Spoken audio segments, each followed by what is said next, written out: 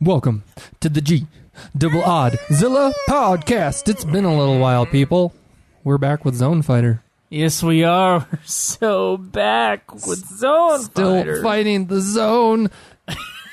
We are on the second to last disc here of our pirated. Would you call it a disc, Drew? Yeah, it's a burnt disc. It is definitely a burned disc. But, you know, okay, we don't give Sumo Gorilla enough credit, I think, because, I mean... Give them plenty of credit for their disc burning abilities. Well, with this, and the fact they've that had they have all... been able to get these movies. Yeah, this series, the whole series, 6 discs, all the episodes, they haven't messed up on any of this, so it's all burnt, but it's been well done. Sure, it's a good burn. Yes, it's a sick burn, sick burn. Sick burn. Let's say we get started. We'll just cut right to the chase, Drew. Episode 20? Episode 20 of Zone Fighter, starting in 3, 2, 1, go. Okay, it's been a couple weeks, Drew. It's been a couple weeks since we've met to do anything, but it's been like a couple months since we recorded Zone Fighter, because those... Okay, you gotta understand, people, the last 4 episodes of Zone Fighter, all nearly 2 hours, some of them I think closer to 2.5. Yeah. Joe and I did that over the course of 2 days, those 4 episodes, so it was like... It was intense. 7 to 8 hours within 2 days of just... I mean, my voice was... watching a show that we cannot understand. Yeah, with no subtitles, and my voice was getting lost at the end of that. But Joe and I are back. We're in Studio B, I guess you could say, recording at my place. It is less excruciating than the Three Treasures podcast. It's probably at least 40 degrees cooler. Yes. It's not too bad right now. It's not too bad. Not at all. So this episode is called Fierce Fight. Can you hear Fighter's song? This is information we're getting off of sci-fi-japan.com, by the way. That wonderful Japanese transliteration. Originally aired at 7 p.m. Monday, August 13th, 1973. The director of this episode is Masao Minowa. Director of special effects is Nakano. Woo! And the writer is Shiro Ishimori. So this is the little write-up here. Takeru witnesses a young boy being kidnapped by an old man. Running over to help the child, the old man reveals his true identity. Garoga! Bum, bum, bum. After a brief fight, Takeru and the boy are both taken hostage. Sensing something is wrong via his telepathy, Akira leaves his group of friends and goes to discover Takeru's bicycle left lying in the road. Later, Akira explains the situation to Hikaru, and Hotaru also says she could not find Takeru at his shop. Ooh, we're dealing with kidnappers here. That has happened a couple times in Godzilla. At least there's one particular movie with a lot of kidnapping in it, which is my favorite movie out of all the Godzilla movies we've watched, Drew. I'm drawing a blank. Godzilla's Revenge. Oh, yeah, you're absolutely your favorite, Joe. Oh, yeah, I couldn't sense the sarcasm. You could not sense the sarcasm. That's why you looked confused. Joe, I'm just riveted by what we're watching, but go on. Yeah, dude is playing with, looks like he's fixing a toy. Yeah, and it already showed the old man that it mentioned, who is a Garogan. God, shorts were way too short in the 70s. Joe, oof. What movie? God, we're going to butcher this. I believe it was Son of Godzilla. That's the only thing I could see in that movie, Son of Godzilla, was little boy Ichiro's shorts. Yep. I had my Scoutmaster growing up, and I love this man. So okay, we're getting into Boy Scouts here. So. I remember the first time I ever saw shorts that were too short on a man, because we grew up, Drew. We were growing up in like the late '90s as kids. Yep. So late '90s was kind of baggy pants, everything too big, nothing bleached fitted. Tips or frosted tips. I miss those days. Because then everything started getting a little tighter, a little shorter. Aww. But more form-fitting. Even then, we have not gone this far yet. And we always saw... the first time I saw shorts that were way too short on a man was this guy who, of course, grew up in the 70s. Yeah. Right? And his jogging shorts, they just showed a little too much leg, Drew. A little too much leg. Just and the shorts are kind of coming back, but they're like the fashionable short right now, and I'm not a fashionable guy, so I don't really actually care, but I do know this. The fashionable short right now is about 2 inches above the knee for a guy. Yeah, I was going to say just above the knee. Which would have looked gay in the late 90s when we were growing up. Yeah. But now that's kind of the normal thing. We've embraced prep culture I'm a little afraid, more. Drew, 10 years from now, I'm afraid they're going to crop up to here. They're going to crop up right below the sack. Joe, before bouncing, it has to bounce back down. Okay, let me speak. I think the pendulum of fashion swings Drew back is and a forth, more fashionable guy, and we're on a swinging. No, I'm not. I'm sitting here in a tank top. I see your short cropped sides, Drew. Oh yeah, haircut perhaps, but anyway, I got a business cut. That's what I got. Your haircut, like I've said it before, Joe. Your business cut. Your haircut is timeless. I know. That's what I go for. Yeah, mine will be not outdated. Like those shorts. Those shorts are not timeless. So yes, in the 70s, that's where they were short. Through the 90s and early 2000s, the pendulum swung the other direction, and it was way too baggy. We're definitely swinging back towards, 70s, 80s. I guess so. Yeah. I have had like this recent want to now become I'm really interested. A better dressed man. I actually just noticed your 5'4" shirt. Is that from the 5'4" club? It is from the 5'4" I had club. about 2 months worth of that. I had 2 months worth of my legs are too short for their collection. Dude, any jeans that I buy online, they're always too short, but yes. Yeah. My legs are too short. Your legs are probably too long. Oh, yes. Opposite problem. Yeah, right. so we got opposite problems here. But yeah, I was like, you know what? I got to start dressing well. And the first step of that was I got really good dress shoes a few months ago when I was trying to get a job in teaching English in Japan, which didn't work out. So of course I never talked about it on anything. But I got really nice dress shoes, and now they're on a shelf, and that dog ain't getting to them. No one's gonna touch these dress shoes. I don't care what's happening because I paid a lot of money for these dress shoes. Good. Anyway, so that was number one, and I got a gray blazer that I could use on a date with a button-up shirt. And I'm like, okay, I'm gonna start dressing well, and that's kind of where I found out where shorts are today. The problem is that I grew up in the 90s, and I kind of had the problem is I grew up in the 90s. I was into the new metal stuff in still am from 2005 ish area, and so all the dudes that I saw when I was watching TV or was in my entertainment stuff always had baggy pants. I watched Orange County Choppers. And I looked up to the guys in Orange County Choppers. So, I was going to say, you could pull off that style of facial hair. You could. Was beards, real man beards. Yeah. And handlebar mustaches, really muscular but kind of chubby dudes. Ripped off sleeves. And no ripped off. One of the guys did have ripped off sleeves.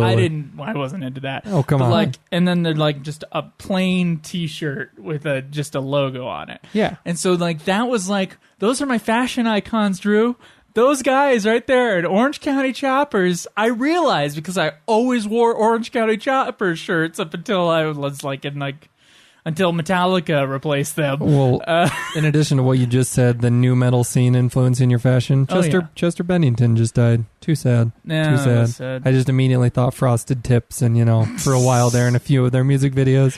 But anyway, that was kind of that was the new, that was my style thing. And for some odd reason, that's still in my head. It's baggy jeans and a T-shirt with a logo on it, which women hate. So I'm just... Well, you just delved into your personal life a little bit there with the not getting the, your job teaching English in Japan. Well, I had a resurgence of fashionableness, if that's a word, or actually having it for the first time in my entire life when I was left, ex-fiance a couple of years back, and she had told me repeatedly throughout our 2-year relationship, you should probably wear this. You should buy some of these shirts. No, you should blah, blah, blah. And I was just pushed it off thinking whatever, it doesn't matter. Well, it wasn't. She didn't leave me because of my fashion. Fortunately, there were other reasons. But then when that was over and done with. Dress wretched. I just thought, Okay, maybe I should update the wardrobe, but yeah, I went through the same phase, and I still have some of those, nice clothing, because if you pay for nice clothing, it stays nice. Okay. Meanwhile, a guillotine just chopped off a mannequin's head. Yes, that is happening in Zone Fighter. Some people were kidnapped, of course, by a woman Rogan. is serving on a plate Bottled soda glass. Hell yeah, dude. Bring it back. Yeah, this is real proper because she has glass bottled soda on. Yeah, she's pouring it into glasses. Whatever. She brought it in on a tray. That is classy, dude. That is how you drink a soda. You know what I'm thinking? I think it's wasteful, but all right. Yes, classy. Okay. So meanwhile, Akira's friends encounter the old man who tells them... Akira being Zone Junior, yes. They're friends at his house. Who tells them they're friends at his house. They're... What? Okay. Thank you, Sci-Fi Japan. Yeah. They're friends at his house, invites him to join him. Okay. Leaving Takeru's shop, once again, with no trace of him, Hikaru and Raita encounter a group of parents who claim their children have not returned home. A young woman passing by informs them that she has seen a group of children with an old man earlier. That evening, Akira decides to wait in the park, acting as bait to lure out the suspicious old man. Whoa! I think this is that part where we're at now. Yeah. There's a suspicious old man. He's wearing his short shorts to entice the elderly gentleman. The elderly gentleman. 70s Japanese television. As hoped, the old man approaches Akira and invites him back to his house. Joining the old man, Hikaru follows them both to discover their hideout. Upon entering the building, Hikaru discovers the children are not there and is ambushed by a group of Garoga before being locked inside, transforming into Zone Fighter. Believe it or not, in the 5th act of this half-hour television show, 5 acts, we will see Zone Fighter return. Yes, television's mostly in 5 acts, Drew. Oh, wow. Yeah. Hikaru must be some very short breaks acts. free. At least, they are. Hikaru breaks free and follows the escaping Garoga using the Mighty Liner. After losing Gotta use the Mighty Garoga, Liner. Zone Fighter receives a message from Akira on the Zobot, informing him that he's nearby. Suddenly, the terror beast Goram appears before Zone Fighter. Akira signals to Zone Fighter that he and the other children are inside the monster. Whoa. Okay. Inside the monster? They're inside the computer. Okay. Inside the monster. Transforming into his giant form, Zone Fighter fears using his missile might cause the children...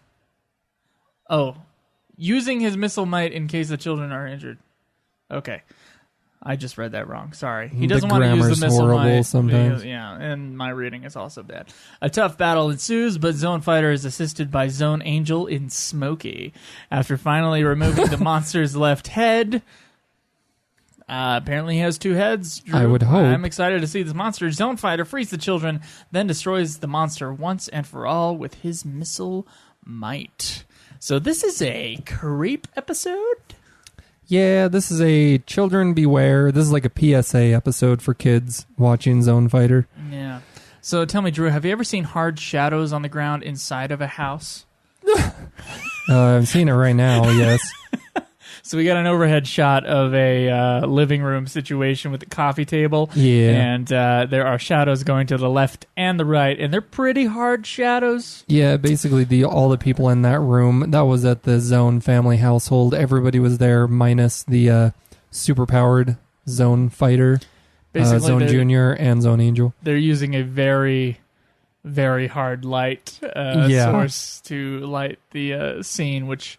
to me, looks a little awkward. This fighting ain't too bad yet. No, not at all. Their Zone Fighter has just broken into the dungeon where the old man, And there's better fighting in this scene of television than there has been in most of the Godzilla movies so easy. far. What is that? We haven't been missing out on this, I swear, because we've watched the other episodes, and in spite of what you may think as Joe and I go off on these tangents, I'm paying attention, but this fighting in episode 20 is some of the best I've seen. Wow. just got speared. He got speared by a shepherd's crook? I thought it was like a harpoon, but yeah, it kind of had a cane type thing at the end of it that you'd hold on to. I don't like the look of those gloves. He's always wearing his driving gloves. Zone fighter. He's not yet transformed. He's still in the dungeon. Freeing everybody. I don't know. Oh, okay, he's not zone double timing because he's underground. So I thought if he grows large, he's going to kill crush everyone. Everything. Which he might want to do in the Garoga space, but of course he's looking for the kids right now. So yeah. I don't know. I want to see him be like, oh crap, the wrong power, and then grow too big for the room, and my neck. You remember that one time in an episode where he was stuck in the car and he tried to use his zone double time and he just kind of played it off like, ooh, I just got hurt, and he didn't actually grow larger. Yeah. You know what that just reminded me of? So he looked into a car where the guys were getting away. There was an extreme close-up on his eye, and then they did a flash, kind of an animation effect. And then you saw the old man driving, and then it was flashing back and forth to, in the same position, like a Garoga driving the car. Yeah, humans to Garogans. Cutting really back and forth, going, did. You know what? It reminded me of The Matrix. Oh, man. You know, the Agent Smiths, they're like these computer viruses, so they go into other programs, which are the people, and then they can take them over. You think the Wachowski siblings were at all inspired by Zone Fighter? In that second Matrix movie, there's a lot of in the car people changing into Agent Smiths or Agent whatevers, and that just reminded me of that a little bit. I've definitely seen the first Matrix the most, followed by the second one, and then the third. Yeah, exactly. Then the third one I've probably seen once or twice. What do you think about the Matrix movies, Drew? Well, the third one's a drag, but the second one has the awesome freeway scene. Oh, yeah.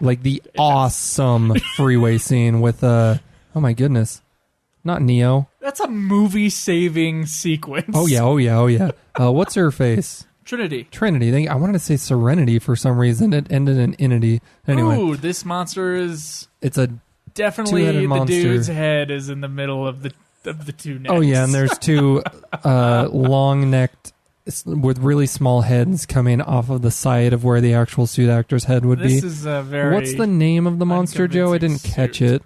It's not just Garoga, is it? It is... Goram. Okay, Goram. Goram. It sounds like the... sounds like Gollum, like the Jewish Gollum, Goram. No. Oh my gosh. Drew, you gotta stop. You gotta stay away from sensitive subjects, Drew. Joe, This is a Godzilla podcast. Early movie monsters. The Gollum of Jewish lore, brought to life to save the Jewish people. Oh, the Golem. Yes, the Golem. Gollum, I don't think Golem, potato. Golem. Okay, Goram. When I think Golem, I think of Lord of the Rings. Yeah, that's true. I should have said Golem. The Jewish Golem. Okay, Goram was first used by the Garogas to capture several children, so I think the Goram was the old man, actually, including Akira Sakimori. Akira signals to Hikaru that he is nearby after a failed attempt to capture one of the Garogas goes wrong. I just want to skip ahead and get to his abilities. Goram can contain living things within his body.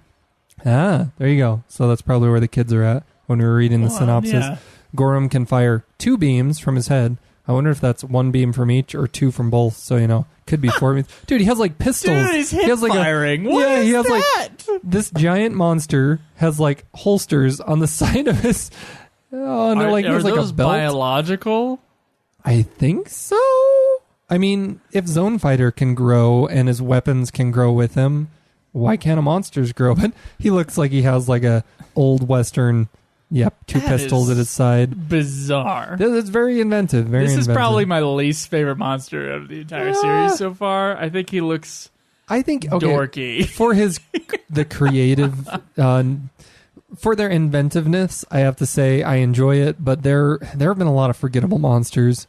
Yeah, my favorite one, of course, I can't remember his name, but he was the one that he played ring toss with. Yeah. He was the one that had the bomb in his chest, and he couldn't actually do anything with him. That monster was awesome because he had a lot of cool texture. He just flipped out the pistol off of his hip holster and twirled it around on his thumb like it is the Wild Wild West. Is Will Smith going to come in here? All right. Please. No. Gorum can fire a stream of flames from his mouth. Z. Wow. That's real original. Their Zone Fighter. Gorum has two giant pistols that he can use to shoot his opponents with. He appears to use them in quick draw style. Gorum's large hands and feet are used to punch and kick opponents straight around. up having intercourse with Zone Fighter, as far as I could tell. The way it's cut is pretty bad. Zone Fighter is laying on his back on the ground. I would say that back from our Halo days, Joe, you do a lot of sack tapping after you kill an opponent. You know, you walk up to him and you crouch repeatedly. That's what this monster would be doing. Not sack tapping. Oh, thank you. Sack Just tapping so that being we're clear about our technical terms here, Drew. Sack tapping. That is teabagging. Teabagging.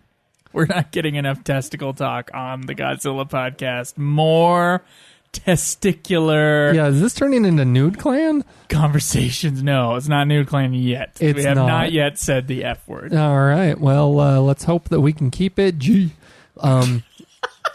Get it? That's the funniest thing you ever said, Drew. Oh, my goodness, Joe. I really hope not. Oh, that was good. That was good. Unintentional. I'm gonna not own that one.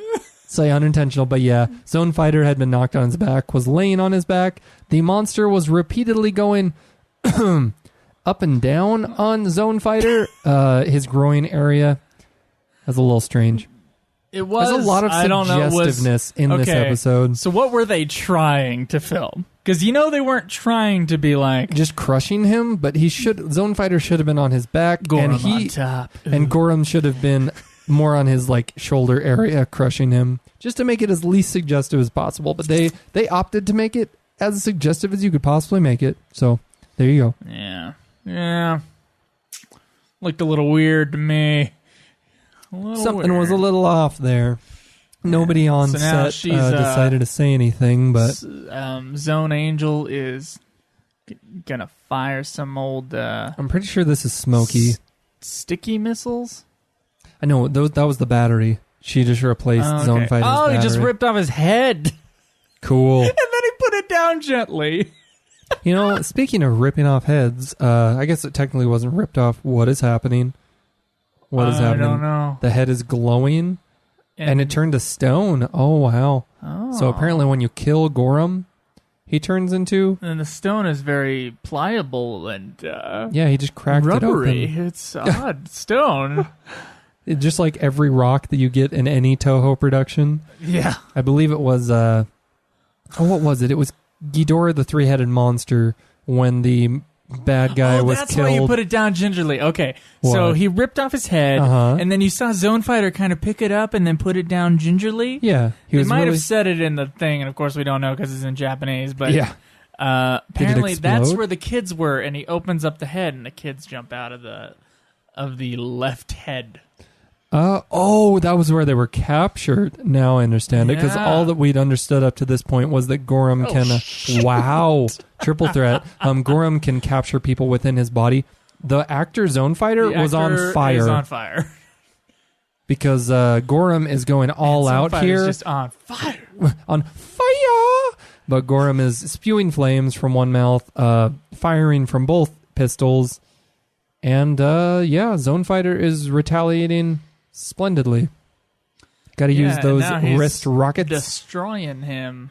Yeah. Lots of explosions. Which, of course, as we all know from Michael Bay, more explosions equals more box office. Well, people were, honestly, you're absolutely right. But, yeah, that's what drew people to these shows back then. What's this? Gorum doing? I don't know. His monster fights, explosives. It's a toy Gorum that's trying to get up, but somehow is using muscles that don't exist. Yeah, it was kind of weird. It was definitely just It was like a bobbly toy. And they were lifting it up with a made string. Out of stone. Yeah, they're going to make a Buddhist temple out of that. Oh, man. Call me racist. It's not racist. It's religionist. I don't know. That's discriminatory. Discriminatory. Sure. All the children are saved. I don't know. I think I preferred the episode. Probably not a Buddhist temple, huh? Because they only have Buddha. Ooh. So I guess it'd be like a Hindu.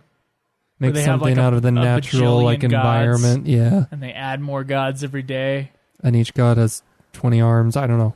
I'm blaspheming At least here one to god somebody. has 20 arms. Why is there another, like, really... Okay, there's another old man who I don't think is a Gorogan, and he's really flamboyant. Oh, this is creepy. It's totally a Gorogan because he's, like, transforming himself into the little boy. Anyway, the Gorogan that actually turned out to be Gorum was destroyed, but now there is a second old man somehow. I don't know what's going on, Drew. Man, Zone Jr. looks just like Zone Fighter when costumed. I never noticed that. Yeah, because all we're seeing in Mighty Liner was their heads. That was the end of... That was the end of episode 20. 1, or episode 20. Episode 1 on disc 5 is where we're at. All right, you should get back to the menu. That's how we used to do this. So that in case someone else gets this movie off of Sumo Gorilla, they could actually follow along. All right. Okay. Episode 21. I'm pulling up the synopses before we start this. And here we go. I'm hovering over episode 21. 3, 2, 1, go. All right. Zone Fighter episode 21. Invincible Godzilla Rages, title of the episode. If Godzilla's not in this episode, I'm pissed. Well, I want to say he was in like 4 to 5 episodes, and I think we've already seen at least 3 or 4. So this may be Godzilla's final appearance in the series. We're getting a little teaser here, Drew, of the previous Godzilla episodes, it looks like, before we get started. Or, I think it's teasing the current episode. Yeah, I was going to say, I've never seen Godzilla fight two Hedorah-like monsters. Hold on a second. Those are 2 monsters I'd never seen before, which Godzilla was fighting. Okay. Right. The original air date for this episode was August 20th, 1973. And what does that make this episode? It's like 44 years old, about? I don't want to do the math. I think it's about 44 years ago this episode debuted. Wow, that really is crazy to think about. But yeah. Director, Kohei Oguri. I'm going to butcher these names. Director of Special Effects, again, Teruyoshi Nakano. Writer, Shinichi Kanzawa. The story with Godzilla. Godzilla and Zone Fighter do battle in what turns out to be a friendly sparring session. Wow. I wonder if they're going to like fake us out and have them fight and think like as audience members that they're actually fighting, and it turns out they're just having a friendly sparring session. Wow.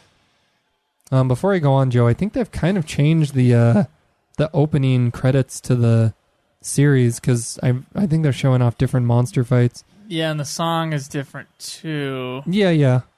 I don't know about this. It seems to be just as catchy.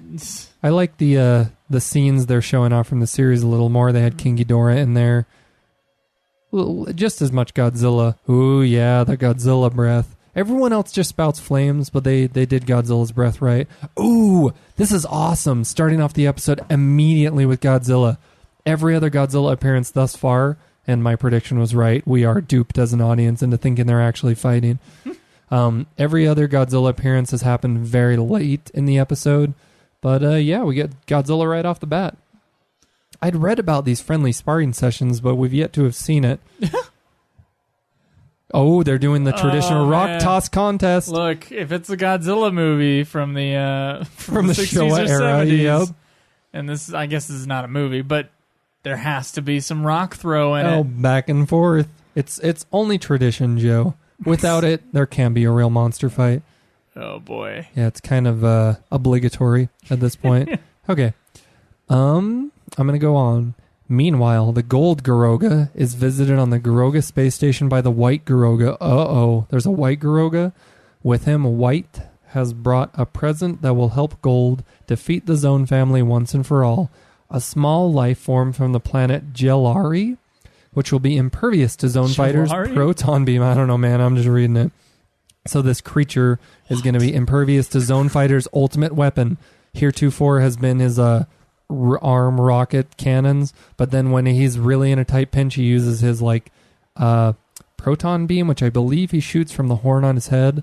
And he doesn't have to use that very often. He didn't have to use it to take out the last monster. Anyway, this creature is impervious to it. The creature is loaded into a Terror Beast missile and fired towards the Earth. Hikaru and Hotaru track the incoming missile, but when they get to the drop site, they find 2 Garoga agents attempting to retrieve the creature. After a brief fight, Hikaru and Hotaru manage to obtain the capsule holding the creature and drive off the 2 Garoga. In order to retrieve the creature, the Garoga manage to kidnap Akira, whom they use as a hostage in exchange for the return of their capsule. The Zone family agree to the exchange, but once the deal has been done, a fight breaks out between the Zone family and the Garoga. I wonder if that's going to be a fight between the whole Zone family, because I've never seen like the mother and father fight. Oh, the white Garoga has like a cape.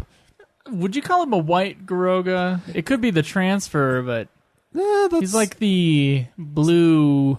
Yeah, the gray, really light, like ice blue Garoga. No, it's white. It might be the transfer.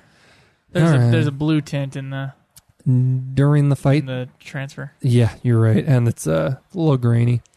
During the fight, the capsule is accidentally broken, causing the creature inside to transform into the giant Taro beast Gellar. Zone Fighter transforms into his giant form and begins to attack. But as his energy begins to fade, he comes to realize that his proton beam is ineffective against the monster. What is this?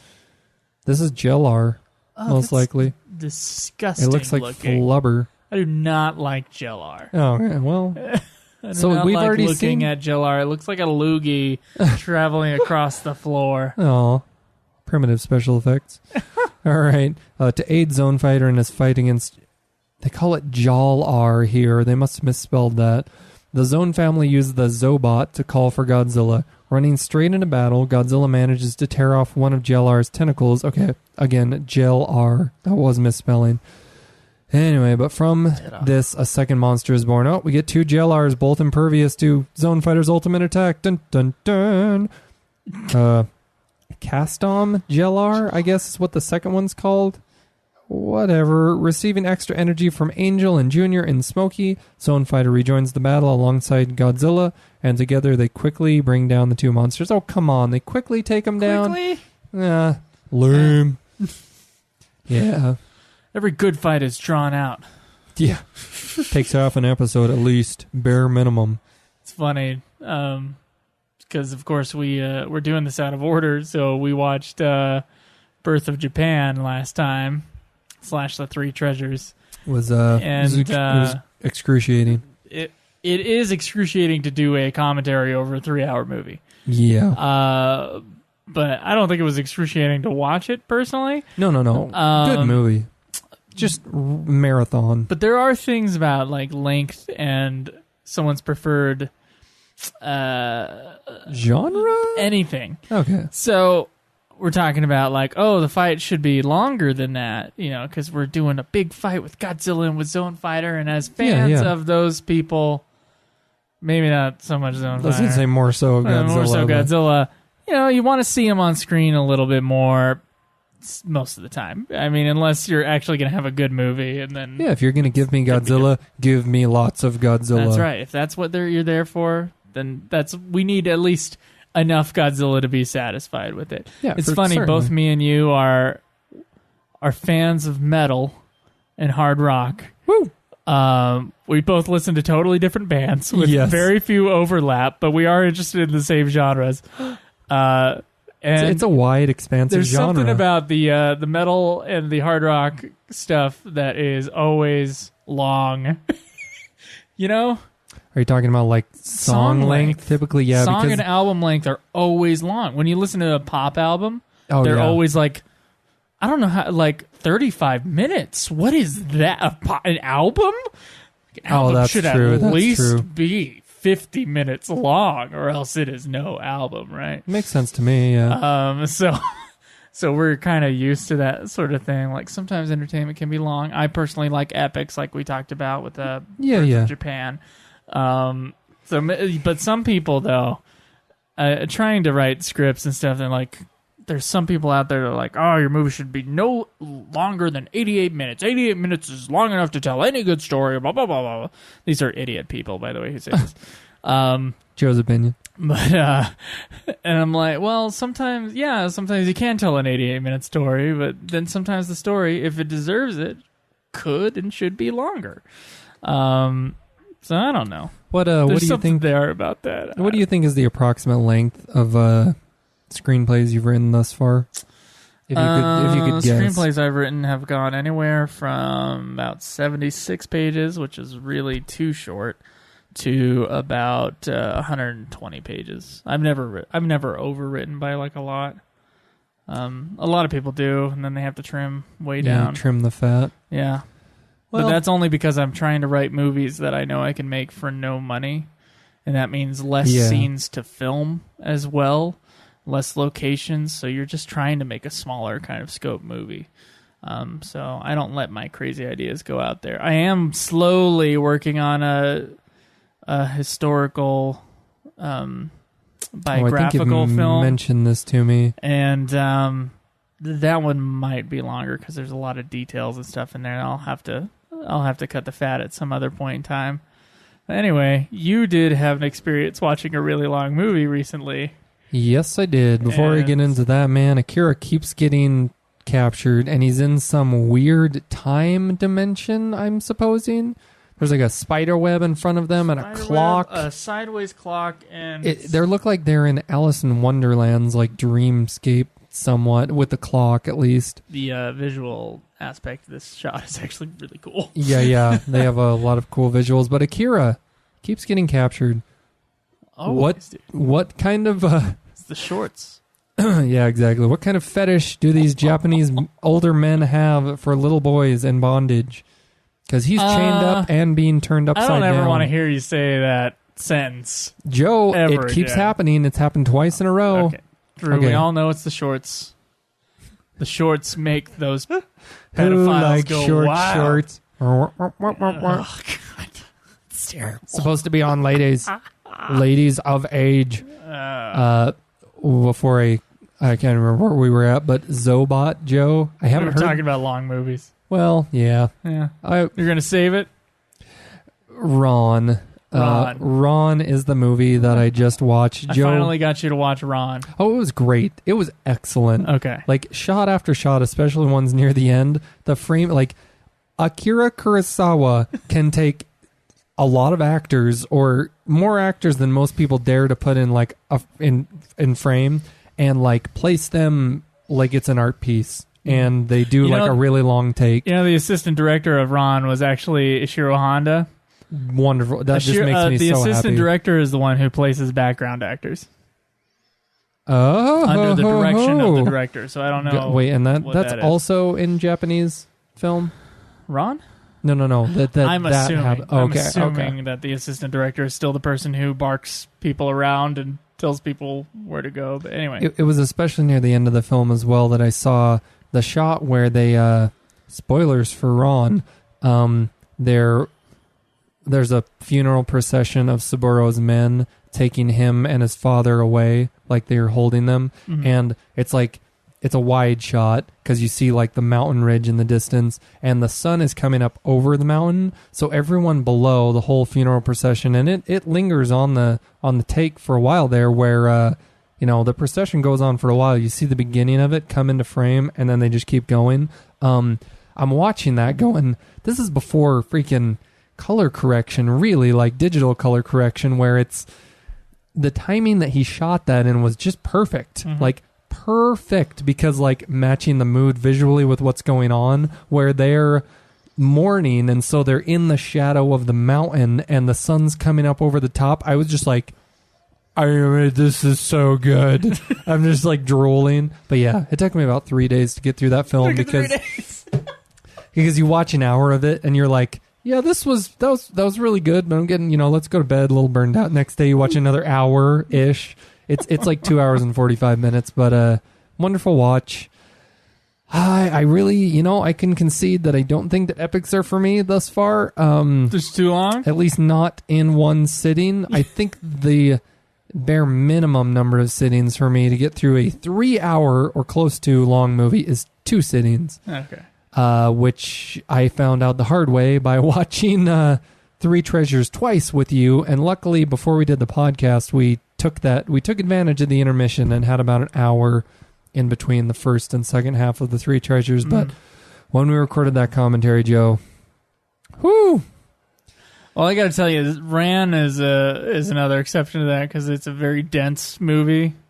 There's a lot of characters, a lot of stuff going on, and it's just a lot to handle. I love movies. I love any sort of entertainment media that subverts my expectations, and especially the ending for that film absolutely subverted them when he dies. And, you know, it's not this...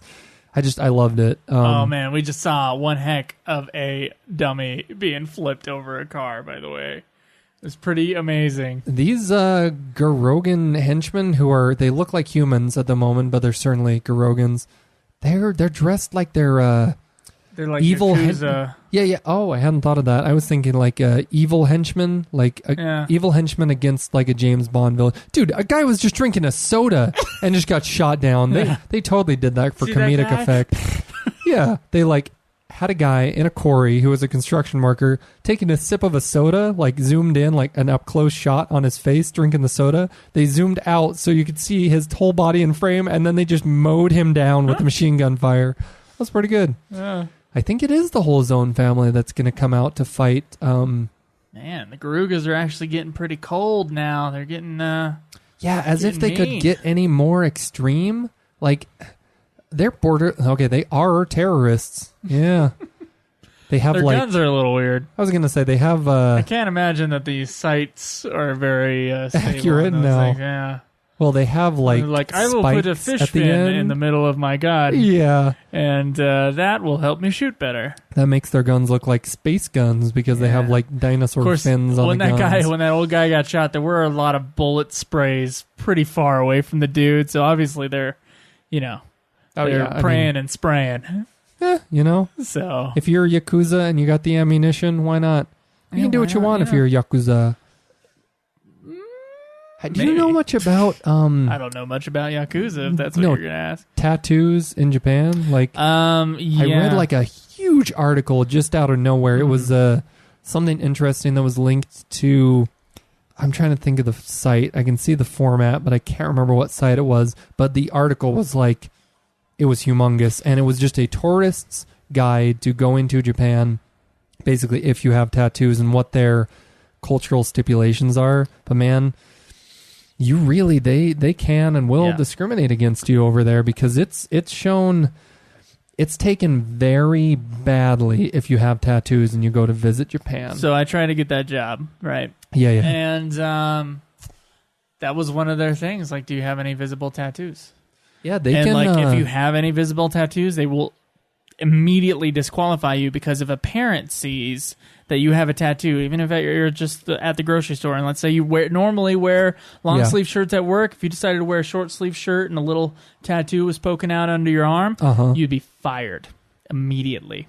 That's if that parent said anything, because tattoos are related almost exclusively to crime in Japan. Yep. And that's like a Yakuza thing, is to have tattoos. If you ever watched Yakuza movies, which I've seen a couple, they always have there's always a scene where you see their tattoos, and I think because of American movies, they probably know that tattoos aren't necessarily related to crime here.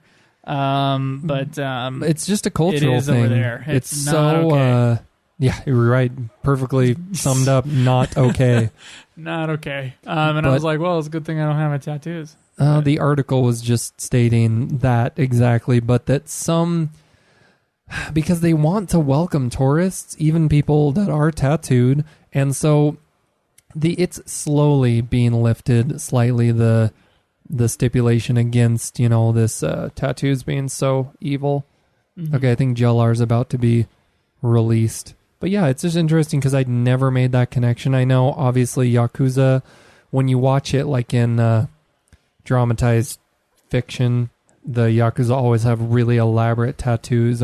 Rikio, man. I remember the one guy who gets... of Ricky. Oh, that's yeah. Right. Guy, if you ever have a chance... Best movie of all time. Live action anime.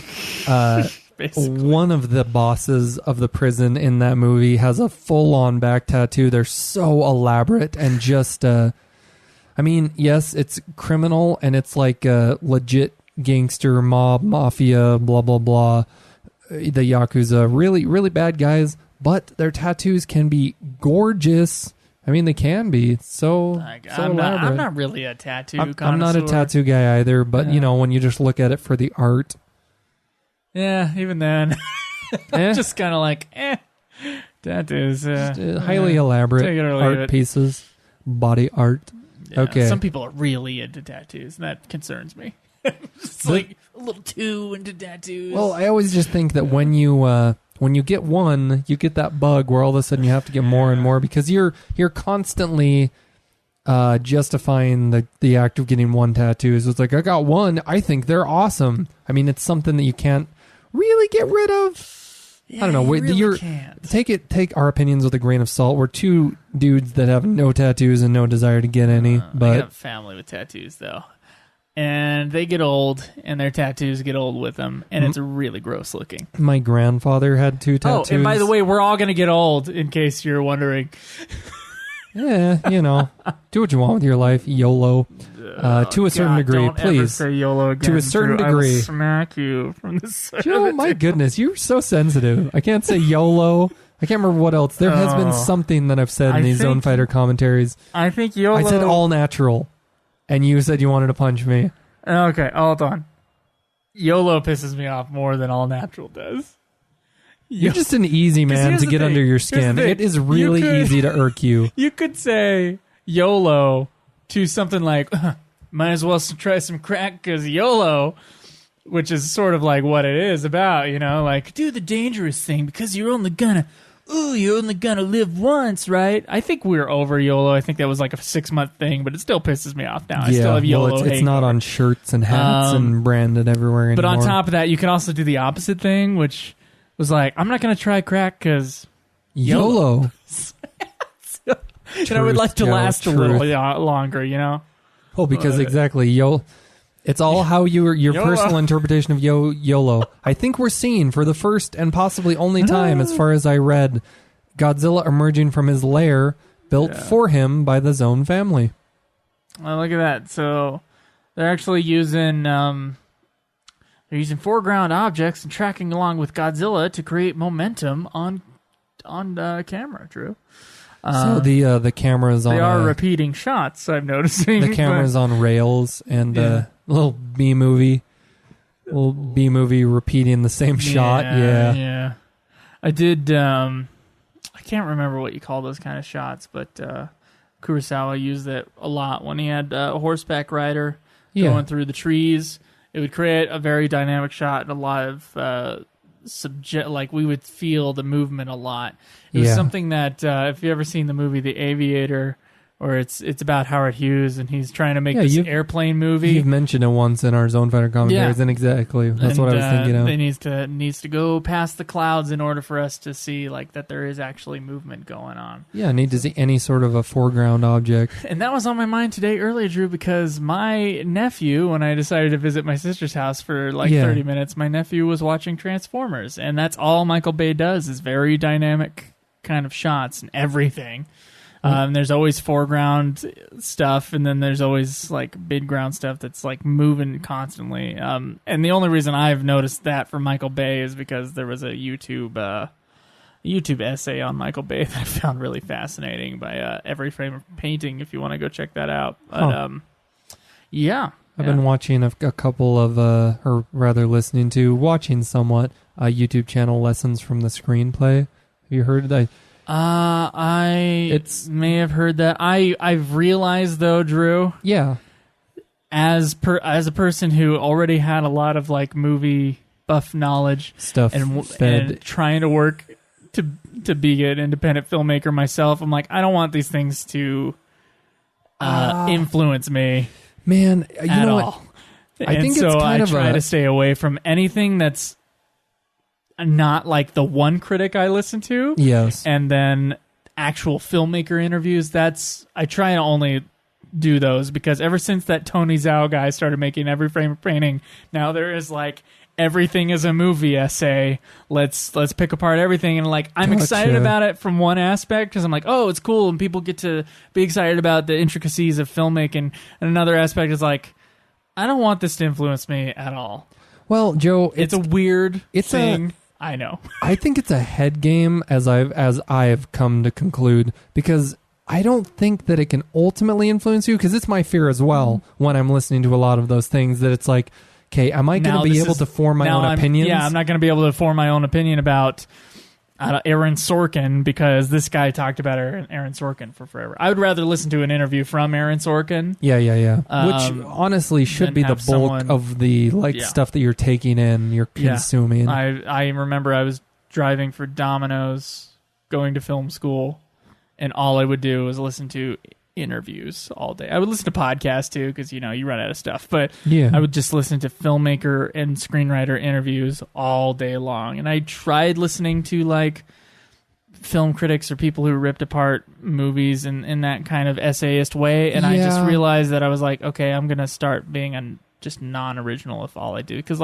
so you're just kind of going for the first degree of I will watch the actual original source. I will watch every creator. frame of painting, and I will watch it all, and I'll do the original source. But that was a very brief Godzilla fight. Yeah, when he came out, they really did quickly decimate both Jellars. Jellar I didn't see a lot of superpowers, to be completely honest. They kind of just beat him up.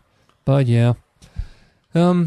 Ooh, looks like we're going to have some boats in the next episode. Ooh, this is the first time we've seen any water special effects, but episode 22. Joe, we are halfway through the episodes that's going to make up this podcast. Oh, whoop, whoop. Okay. Let me pull up the dealio, but you can go ahead and press play. All right, in 3, 2, 1, go.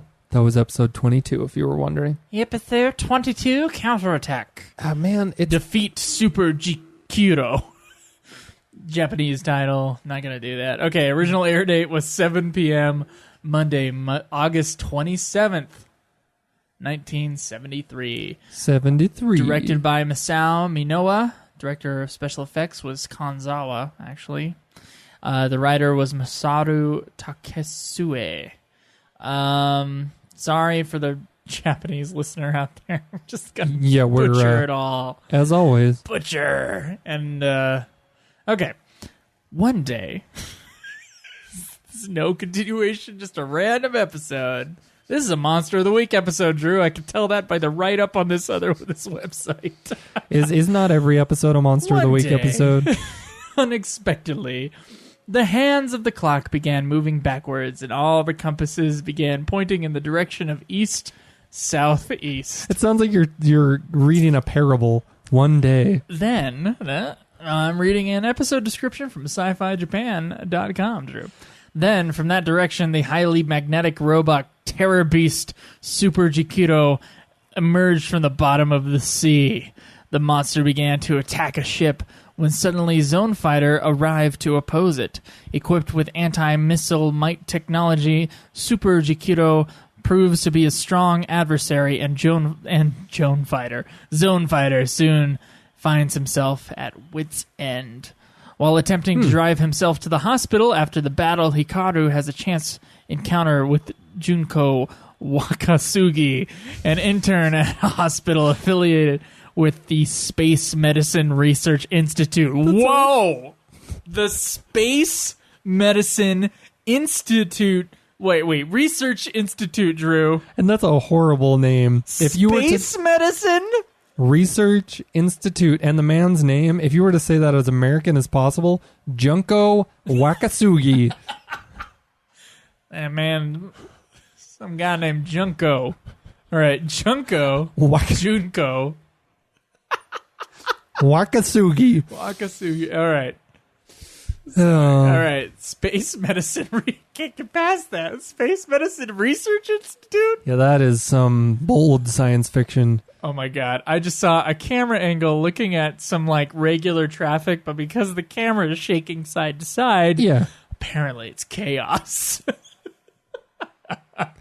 B-movie filmmaking. Okay. No. It's not just B-movie filmmaking. Put a pin in that. Okay. Because I am returning to it. Because there is another Michael Bay thing I want to talk about that not get off an essayist. There is emphatically a pin there. All right, go on.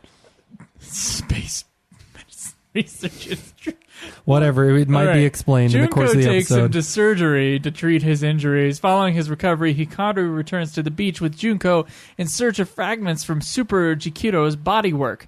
After a brief encounter with Garoga agents, Hikaru is able to deliver the metal fragments from Super GIKIRO to Yorichiro for examination. Back at the Space Medicine Research Institute, Hikaru prepares to undergo magnetic force opposition tissue transplant surgery. Holy Hold on crap. there. He's got to undergo magnetic force opposition tissue transplant surgery. I'm guessing Magnetic force that's like 6 words to explain a surgery. Too many words. Yeah. I can't even count them. It's too high. Joe, this monster, get past JIKIRO, I mean, we just saw him. That's the monster from episode 1.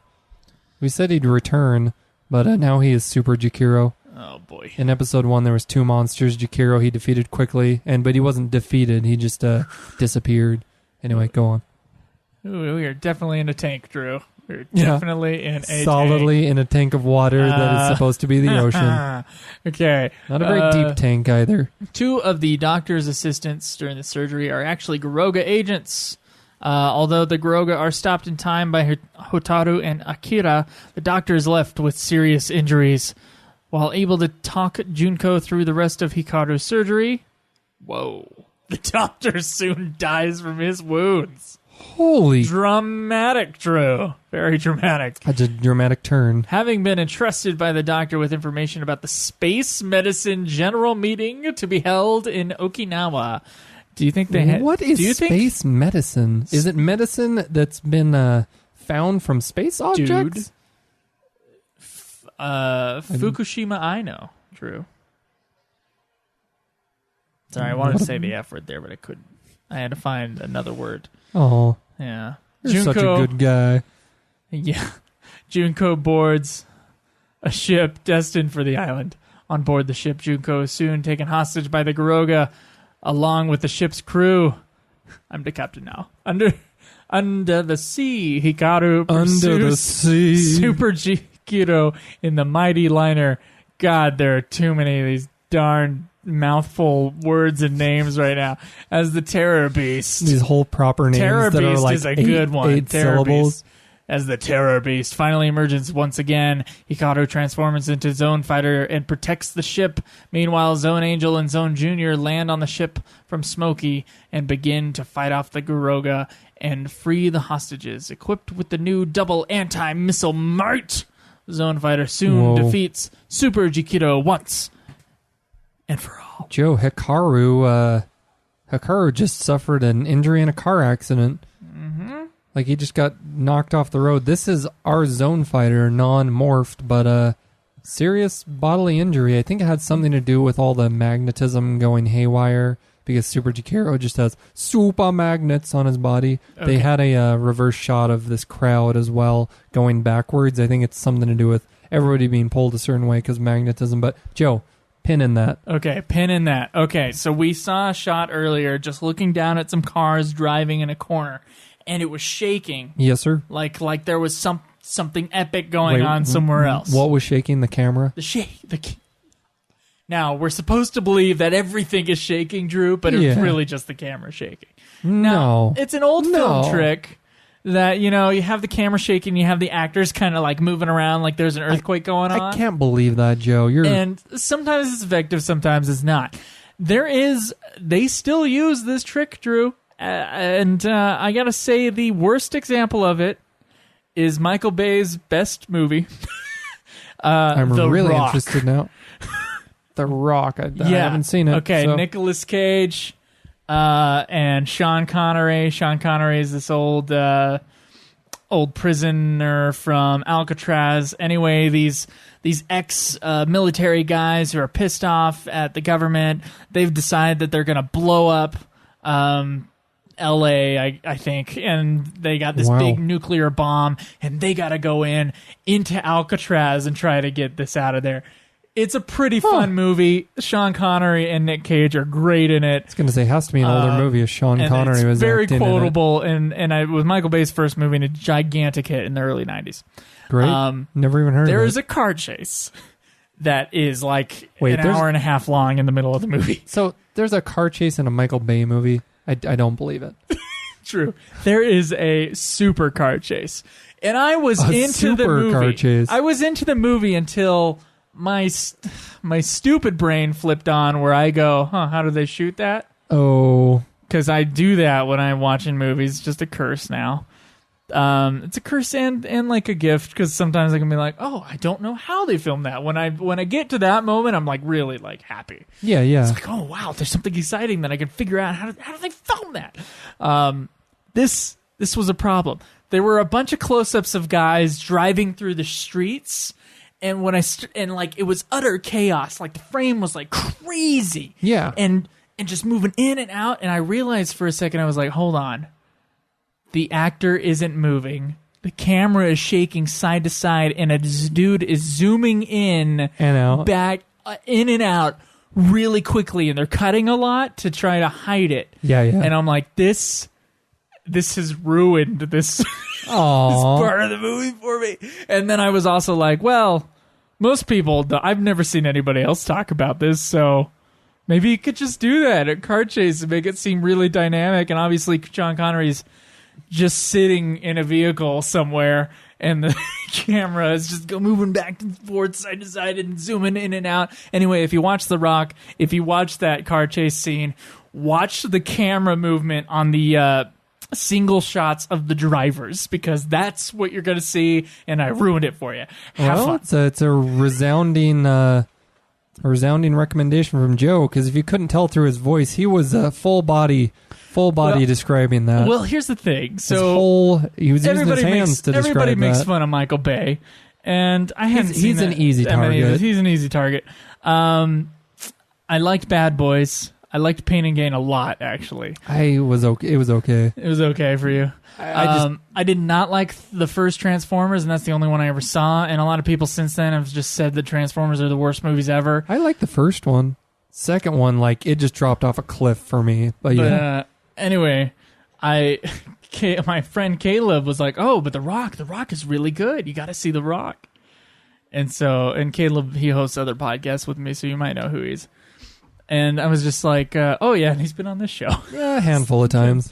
So he really likes The Rock a lot. He's okay. like, oh, The Rock is really good. Sounds like The you Rock need to watch The Rock. Michael Bay's only fresh-rated movie on Rotten Tomatoes. Really? And so I was like, you know what? I will give The Rock a try. So Caleb rented The Rock on Amazon, and we watched it. And that was the part of the movie where I'm like, Caleb's not seeing this. And then I pointed it out to him, and we were laughing about it for like basically the entire scene. I'm like, dude, all the guy is doing is zooming in the camera in and out and shaking it. But okay, for a normal audience member not looking for that kind of thing, it's effective until you realize what it is. I think it's effective until you realize what it is. And as soon as you realize what it is, it crumbles. Oh, that's too bad. But the rest of the movie's still great. You're taking away the movie magic, the rest of the Joe. movie is still great. You can't ruin it for everyone. God, I haven't even seen the movie and it's already ruined. Thanks, Joe. Just the car chase is ruined. Just all the car chase. It's like, I had a pause and it was like, Caleb, you got to watch this. And I would just do the movements. Like, there's a zoom back. Joe's moving his hands back and forth, zooming in and out. You got to see this, man. It's crazy. Okay, I got an idea. Space Medicine Research Institute, right? Yeah, so you have a theory here. Theory. Obviously, what they're using for scalpel, Space titanium. That's right. Does that just mean it's super sharp, or is it somehow going to affect them? I don't know. I mean, Zone Fighter already has powers. Will he gain more powers? It's space titanium. Man, they better have They better have what? More tests? Okay, as much as I disagree somewhat to a degree with animal testing, they better have tested the cutting humans with the space titanium, because what if it was poisonous? There's something on the I don't know, the mineral that they're using. Anyway, it's gotta be space titanium. That is one heck of a shirt, Drew. I think I've stated it more than once in this podcast thus far. We're solidly in the 70s fashion-wise. 70-something? Man, even men's hairstyles. This man at the operating table has the mustache that... oh, he's a Garuga. Garuga? Yeah. Garuga. What the freak is Garuga from? Which makes me think of Auga. Someone knows. It's probably a Final Fantasy thing. Oh, Garuda? Might be Garuda. Because I was going to say Garuda sounds Final Fantasy. Might be. Yeah, the operation with Akira. He's under They the just knife. walked into the no. operating room. Hold on, I Hikaru. hear noises. Holy Whoa, cow! Sweet. Okay. Okay, describing it. Okay. The two Garogan henchmen, which are posing as assistants to this doctor, who I'm supposing even the doctor. You guys are new, huh? No. The doctor is a human, but the assistants at the side of the operation table for Hikaru, they ended up being secret Garogans. So, as Joe was just stating, surprisingly, Akira and Hotaru just walk into the room. I don't know what prompted them to think that they something hear some was amiss. noises, and then they go, that was huh? it. And then they So the Garogans had scalpels in their open hands. the doorway. They, like ninja star, like and throw. you're gonna make if in case you were wrong, you're gonna make the doctor jump and like just stab the dude in the heart. But whatever. Slice the wrong. He's totally cut open. It's a very precise Instead of this image of operation. like someone just like always screwing with the surgeon and just being like boo and like grabbing them back. Have you seen? You've seen all of Seinfeld, right? Oh yeah. Yeah, when Kramer, it's like the Mentos. I think it is what it is. It was a. Oh crap! Something what like was a it? Mentos. It was a mint thing. Junior Mint, not a Junior Mint. It's something like I that. can't remember. There are bigger fans of Seinfeld that know what we're talking about. But anyway, the Garogan henchmen, like precision, like ninja, like threw scalpels at Akira and Hotaru, and they caught them and threw them back at them, and it stabbed the henchman. It was pretty awesome. You know what I just saw yesterday on the front page of Reddit? This is totally it's an aside, but man, it was good. On the what is effectively what's it called in basketball when you just kind of have sort of pickup games? It's like the All-Star games, I think is what they're called. But they just, I don't know. I don't watch sports. But anyway, you're talking to the wrong person. It's not no rules, but it's like loose rules, and you're just doing these games for fun. You get like the All-Stars from whatever teams and blah, blah, blah. And they face off against each other. I guess there's a version of that, but for hockey in Russia.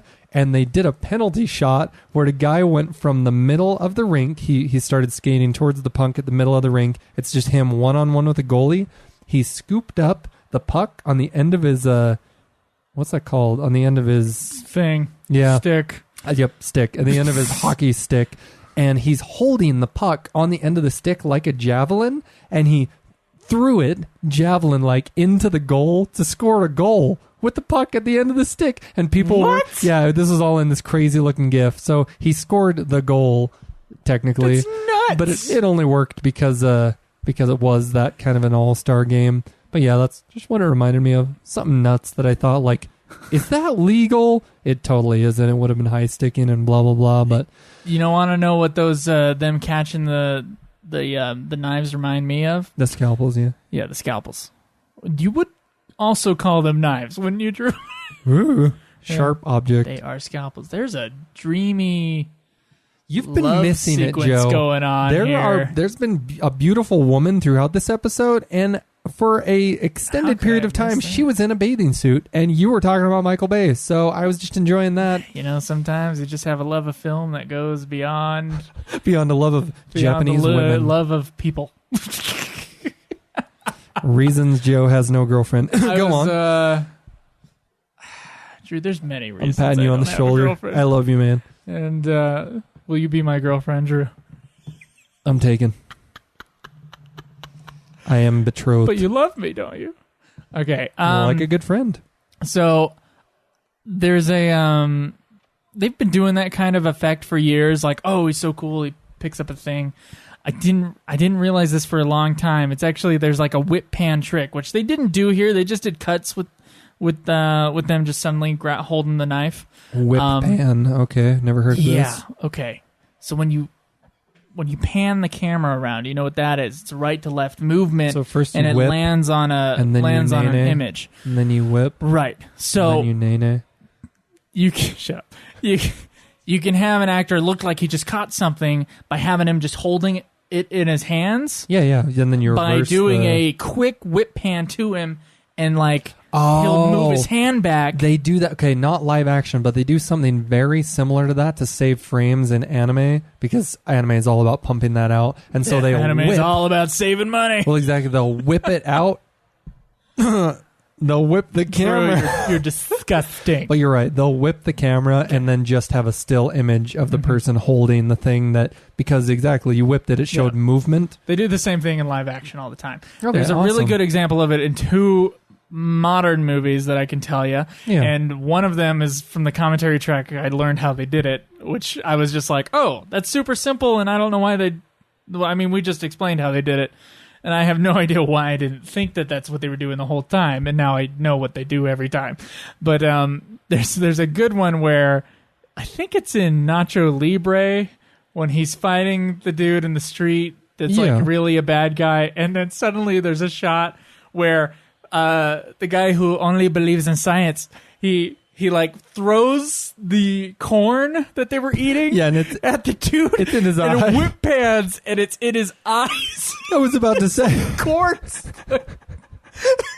it can be done for great comedic sticking effect. out of his eyes. So that was one where I learned how they did it. Was Rush Hour 2, because I love the Rush. Okay. You know Those movies what? are great. Rush Hours I are don't great. care. Don't touch I Rush love Hour. The Rush Hour movies. Don't critique them. Just watch I don't them, care. enjoy them. And I love Chris Tucker, and I don't care who knows it. I love Chris Tucker.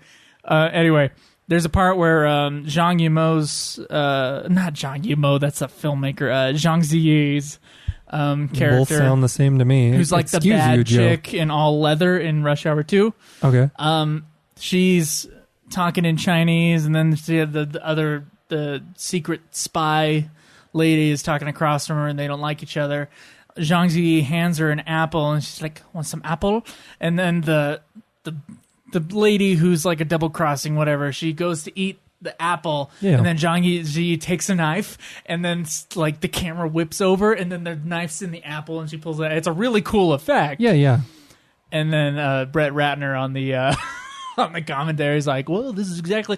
The knife was already in the apple, and then we just had Zhang Ziyi make the move like she was about to chuck the knife, and then we quickly whipped the camera over. Oh, and then the knife was in the apple. It's a really like awesome, like, whoa effect. I would honestly think that mid whipping the camera, there's like an invisible cut somewhere. There might be to speed it up. Yeah. They do that. I'm not sure if they would have done that in 2002, but it kind of became the thing around Born Identity times. Born Identity kind of came up with like the shaky cam fight scenes where it's really visceral. It didn't come up with it, obviously. We see some in this show. Yeah. But there's a very specific kind of combative, realistic style with Born Identity. It kind of started there, and since then it's taken off. I think it started there anyway. But they would start to make a movement a little quicker. They would lose frames. They used to just crank up the speed, and it basically has the same effect. It's just more choppy. Yeah. To make something quicker and make more impact. When someone like goes to punch, they'll take like 1 or 2 frames out of the arm movement across, and it'll suddenly the impact will be normal speed, and that will suddenly create like a visceral kind of jump effect that your eyes don't really see, especially if the cutting is really quick. Just like how you end in up... American action movies, because stars are not fight trained, tends to be the case. They got to cover it up somehow. Something like how you would add different sound effects to make it sound harder hitting. Yeah. I mean, that's all a part of it. You know, the best thing, like the thing that will make your movie better is having better sound.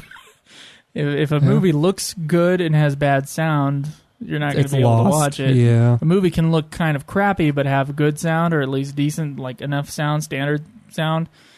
This has okay sound for the times, right? So we can watch it and it's like no big deal. We know this is a professional thing, even though like it's corny. They have enough sound effects that it's varied enough. We don't keep hearing the same ones. Yeah. So especially in the monster cries, I think they've done okay. But with it is monster professionally cries. done. If you watch a student film, you'll hear The just same sound problems, sound effects, including my movies on YouTube. You'll just hear sound problems all the time. Yeah. Because no one's a sound mixer. You do the best you can. And that's the thing that differentiates them. You can watch the movie Clerks. The movie Clerks, they recorded sound as professional as they could at the time, and then obviously when they had distribution for it, Clerks is a 90s film that was made for like $23,000 by Kevin Smith. Black and white. Black and white. Set in a gas station. Set in a gas station. It's great. They obviously had to Really clean up funny, the sound really and make crude. it sound like good so that you're watching it and you know it looks like crap because they just filmed whatever they could. But Yeah. the sound is good, so you are able as an audience member to at least to sit through it. Digest it, To yeah. digest it. So, that's just one of those movie kind of tricks. Yeah, we had an underwater fight scene with this Yeah. corny-looking monster. And, He just shot off his hand. Somehow, Drew, Zone I'm Fighter... just going to turn my brain off when I watch these things and just wait for the final fight scene, because that's No, that's what we've had to do. what we come here for. Because Ooh, that was honestly, we actually quite a big read you the explosion. synopses. We comment on things which are notable. But as far as not being able to follow the story due to us not understanding the language, it's a little hard. You know what? The synopsis A pretty little much hard. covers it, though. It really does. And then when we Right. get to the fight, I mean, it's all visual, so we can take that in, right? Oh, we just That's have... kind of a cool ending we got shot. our goodbye monster on the ocean shore shot. We get an unmorphed Hotaru, Hikaru, and Akira facing away from the camera in kind of the upper left of the shot. And they're looking out over the ocean on a cliff, and the camera zooms out. Yeah. All right. It was a beautiful shot. The final episode All right, I'm of on this, for the summary. second to last disc, which is Wow, that looked like an aardvark. episode 23 of The Moon Fighter. So, yep, this one's a teeny bit shorter because they're packing less episodes onto these discs. All right, They I think front loaded them. heavily. I think they had like 5 or 6 episodes 5 on per the disc. first 2.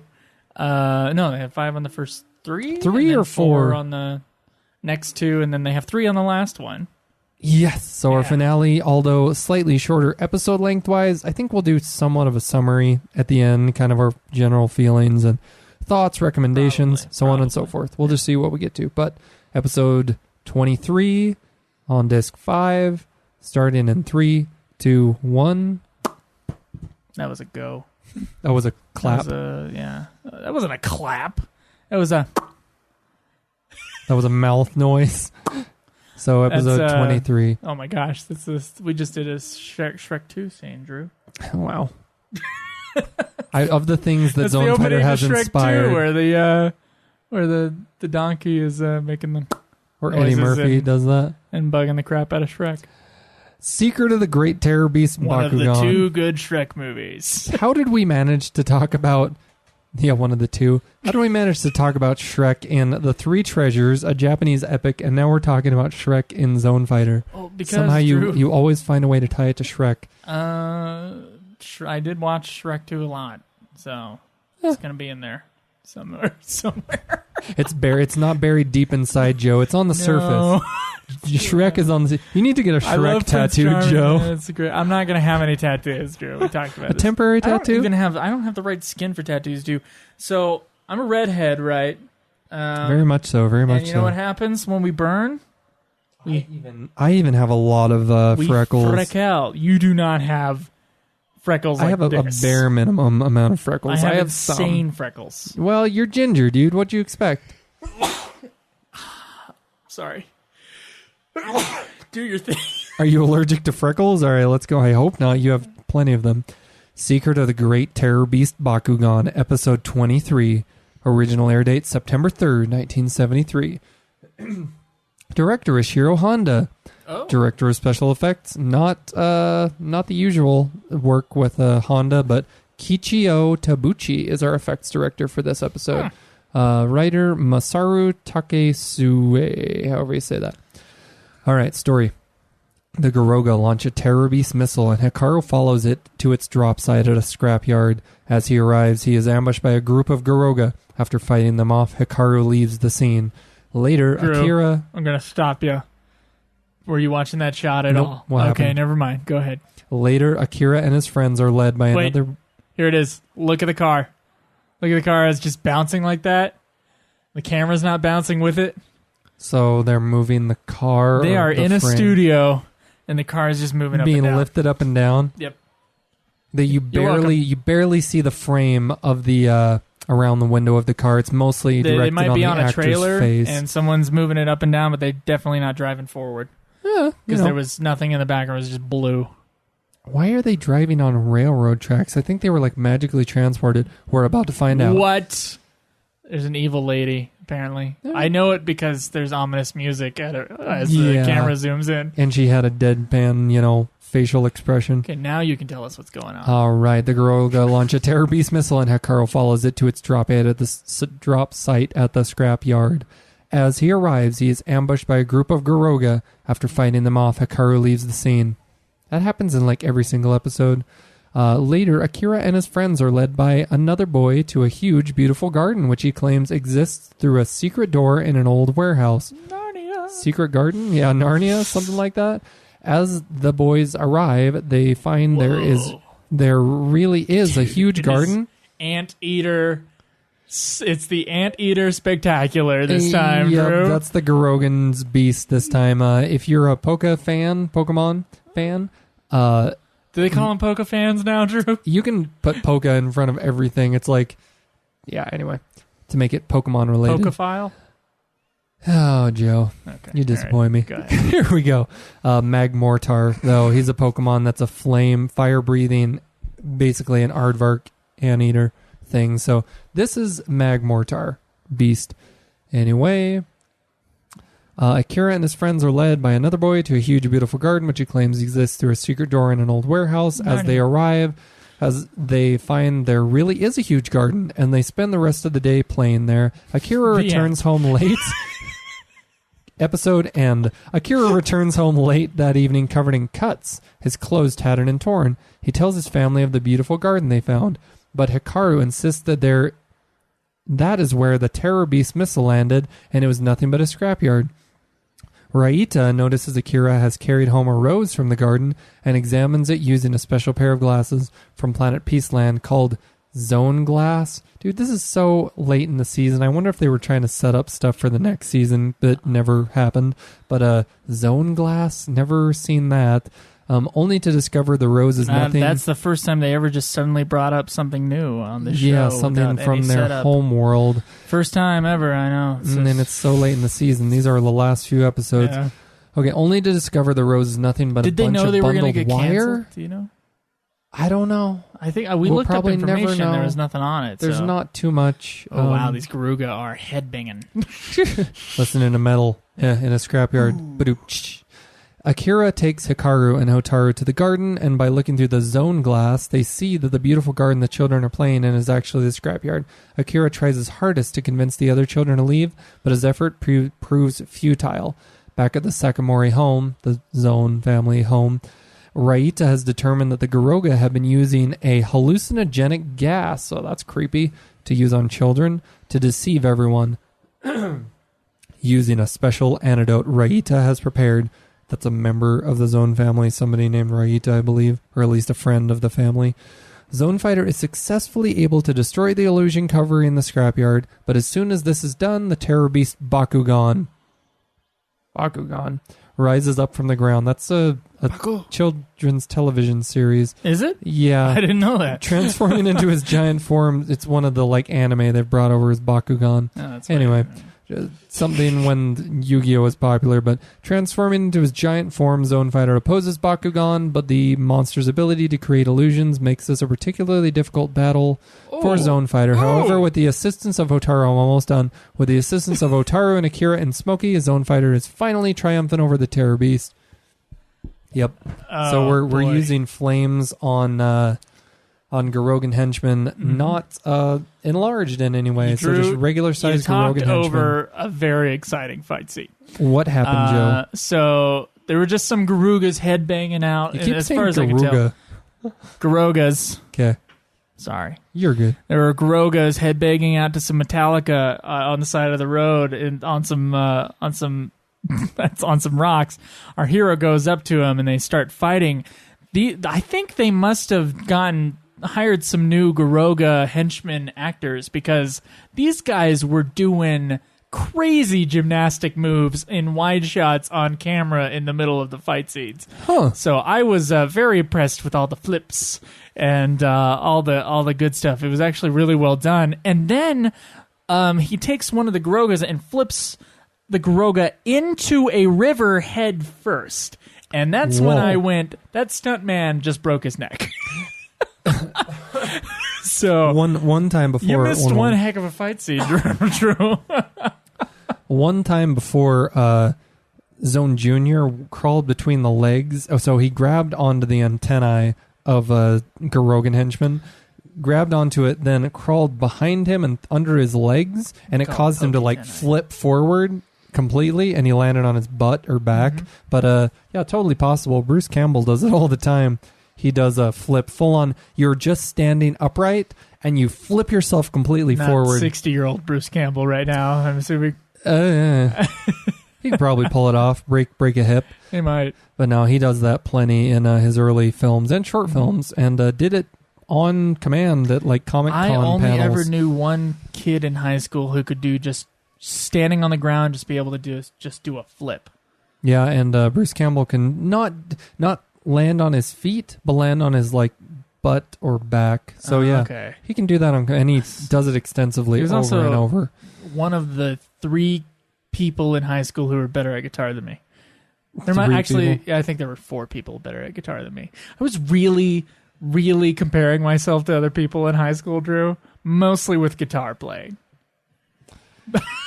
Whatever, Joe. Whatever. But whatever you needed to make yourself now, I'm feel sure, good. I remember. Yeah, it was Mitch Follett, and sorry, Mitch, if at least one person's going to look you up on Facebook now. He's a real big fans of Guns N' Roses, so he'd always play Guns N' Roses songs. I would always play the best band in the world's songs. I don't even need to say. I don't even need to say what the band is. Okay, we all know what the best band in the world is. Anyway, and so me and him would jam on that. In Joe's opinion, and then hold on now, Drew. That's the opinion of the entire world with a brain. Okay, a metal-loving brain. The whole world that has Metallica metal-loving brain is the greatest band ever, period. You know what? Jack Black. And he knows, believe me. He knows. Jack Black's a metalhead. Agrees. Biased. We're biased. Jack Black agrees. You know the song Tribute that's about writing the greatest song in the world? Yeah. You know this what is a tribute. You know what song they listened to song in the and said, no one could beat the song. This is the greatest song in the world. You know what that song was, Drew? It's a matter of opinion. It's One by Metallica, which is also my favorite song. And the greatest Metallica song. is really good. At least the greatest rock song ever written. Pretty sure. I don't know that I'll ever be able to say I have a favorite band, because certainly for many years it was Smashing Pumpkins, but like, tastes change, man. There's people listening to us right now who are like, ugh. Metallica and Smashing Pumpkins. And Smashing Pumpkins. I don't listen to them much anymore, but tastes change. I always liked Smashing Pumpkins' heavy songs and hated their soft songs. That's kind of where I resided on that. Same with Deftones. I love Deftones. Which I know is another band you love. Like, I really love the song Bored and the song that they did with Maynard from Tool. So their earlier stuff, yeah. Yeah. Their new album's great. Okay. Gore. Yeah. Anyway. Yeah, so Zone Family. And Linkin Park, speaking of. Yeah. I liked their first 2 albums. I was just going to say. And then Minutes to Midnight dropped, and I was like, ooh. Yeah, they reached peak commercial popularity at that point, I believe. Yeah, they became the biggest band ever, but... Because all of a sudden What I've Done dropped, and that's a phenomenal song, but like... Then they were like... Then they started being on pop stations, and it became weird. For me, as a person who was a fan of Linkin Park, but the guy was talented. It's sad that he died, yeah. Too bad. The guy had a really good voice, and I always thought, like, no one cares about this. But as far as, like, screamers went, metal screamers, I always thought he had the best scream in the world. He never used it, but I always thought he had the best scream. He has a great one, a great growl. Yeah. But then... Metalheads. Exactly. There's a big difference between a scream and a growl. But he had a really good ability to do clean vocals and then scream, growl, whatever. It's semantics, honestly. But it's really dumb how many subgenres there are in metal. There's a ton. And it's all just metal. What would you say is your favorite subgenre? I guess thrash. Mine would be death metal. Death metal? Yeah. Okay. So have we talked about this before, Godzilla? It would be ridiculous if we did. No. Okay. So my thing is still, honestly, there's Screamo, where the scream is really high and gross. Yep, and they overuse it. Like, honestly, that's... Okay. Like AFI, or not AFI, but that Atreyu band. That's what Screamo is. Or Under Oath, or the same bands that all came around. Okay, not Atreyu, but yes, Under Oath.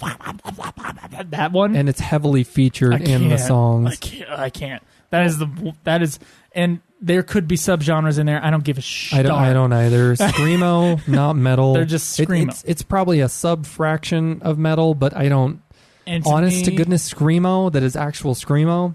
it's an acquired taste, and I don't like it that much. And then death metal to me was just deeper screaming. Well, anything with growling, man. Yeah. So the death growl. But then I would call Soulfly death metal, and I would and a lot of people would say that's not death metal. It's thrash or Sepultura. Excuse me. Yeah, Sepultura is thrash. Well, Soulfly but then I think well. of thrash as real. Like I don't even think thrash is a genre either. I just think if it's not those two, if it's not death metal or screamo, to me, and I know every single metalhead disagrees with me, if it's not screamo or death metal, it's just heavy metal.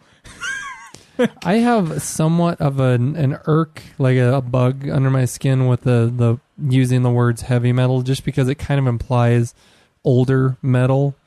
I don't know why. I don't know why either, but honestly, like, I don't know, just because Rob Zombie said it best. It's like it's this scene that has a huge following, and hundreds of thousands of people will come out to festivals.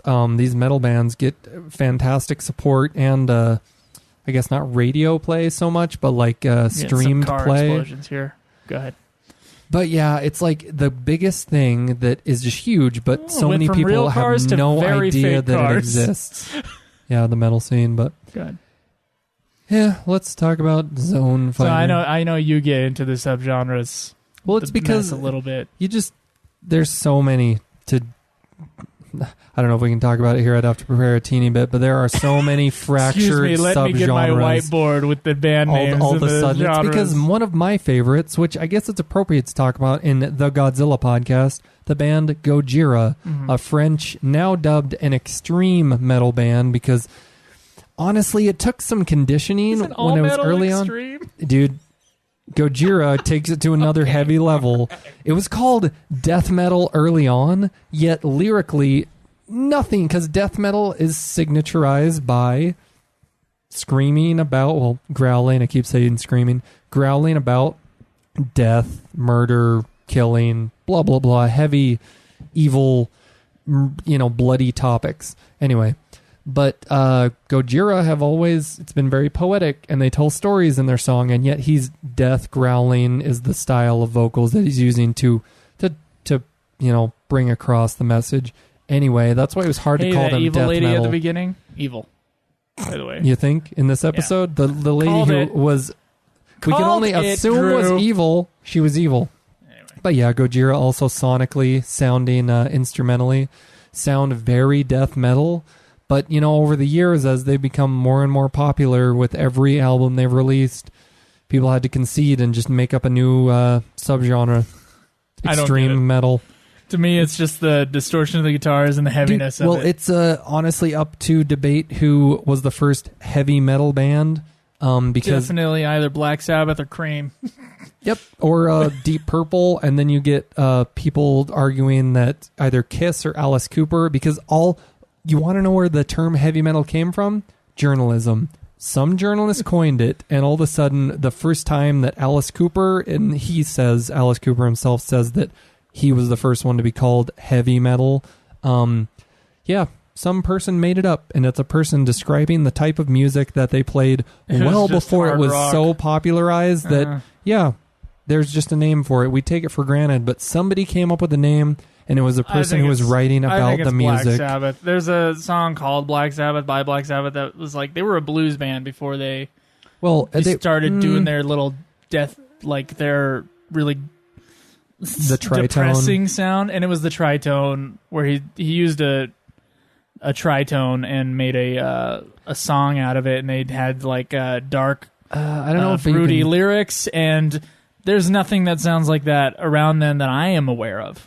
I don't know if you can say that they were a blues band, but they're definitely heavily influenced by the blues, as were and are a lot of early metal bands. But yeah, you know, you get the blues, you take it to another level of heavy, like deeper, lower, slower if you're in Black Sabbath, and then would anteaters make it sound evil. Yeah.